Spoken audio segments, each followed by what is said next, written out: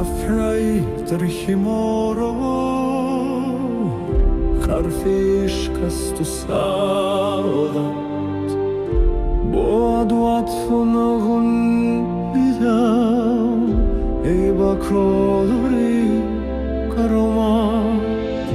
گرچه خاک سرزمینم را ربوده و یادات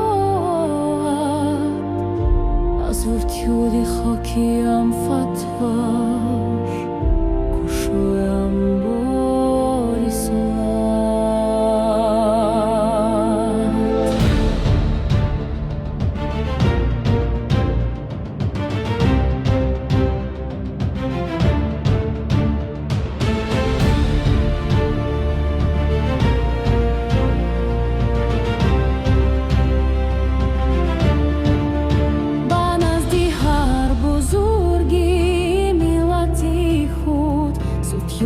آورده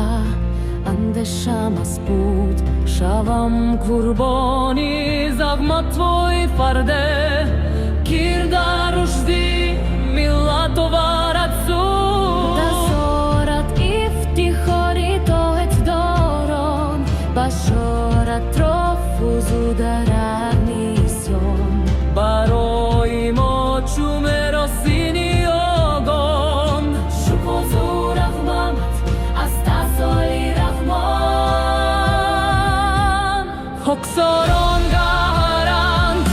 زفتادگی پس مرکب طوله‌اند از سادگی روشان سولی امید و سپرشان وصلی نتیب از مشان وصلو ویسال و نقششان دل دادگی